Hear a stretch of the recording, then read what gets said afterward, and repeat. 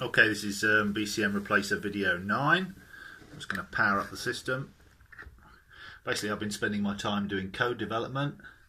Now we have a splash screen, a quick splash screen, a quick diagnostic screen. Then we're back onto the main screen for the BCM Replacer. And there's lots of stuff going on in the background now. It's servicing interrupts for data coming in and data going out. There's a 1 millisecond timer in operation. So we've got an elapsed days, hours, minutes, seconds and milliseconds routine running in the background to fire off various things at various times. At the moment we've just got some fake current and volts on there, and if you look you'll be able to see that it's currently 60 watts, 10 volts at 6 amps. And this is just some general information. So at the bottom then we've got the way to access the further functionality. The main thing I've been working on is the menu. So if I press the center button here,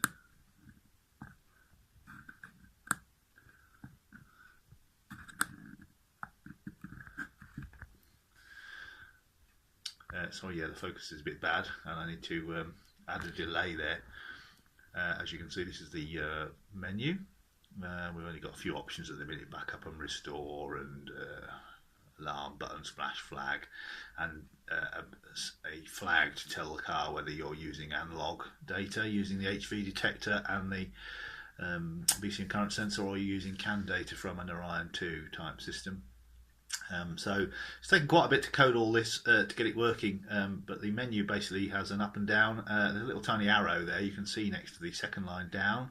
Control, a little right pointing arrow, and that moves up and down as you press the buttons on the menu. So if I try and go a bit closer in, I don't know whether I'll be able to show you this. Try it anyway. If I press here, if I go down, you'll see the arrows going down, arrow going back up. So you just point it to the one you want. So let's say it's the button beep, and then you should press right to select that. And it tells you that's a flag, and you can adjust that then to whatever you want, but I don't want to change it, so I'll just confirm that. And it says, do you want to confirm that, yes or no, up or down? Yes, I'll confirm that. And oh, no, I pressed the wrong button, I pressed down. Never mind. Anyway, it cancelled that.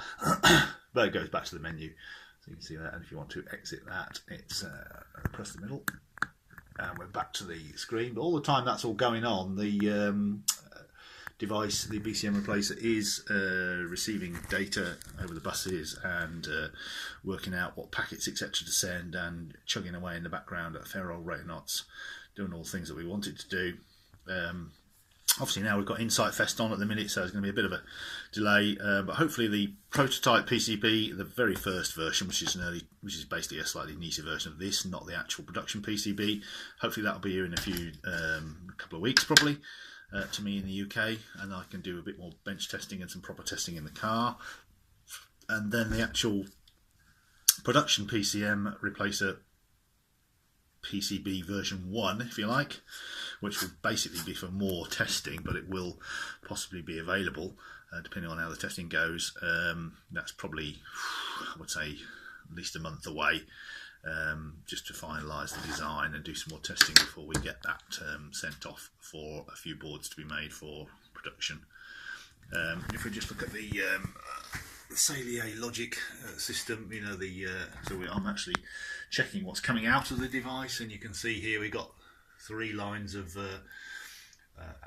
asynchronous or serial data going on. The top line we've got the BAT SCI packets going out, formatted correctly, and then in the middle line we've got the MET SCI packets coming in, and on the bottom line we've got a lot of data, and that's the video display, and that's driving that constantly, firing out masses of stuff because it refreshes the screen all the time, and obviously lots of stuff going in on the background. So that's where we are at the moment, software development at the minute. I can do quite a lot of that and get it the basic functionality hopefully sorted out before the first printed circuit board arrives for some proper bench testing. So yeah, we're making some significant progress.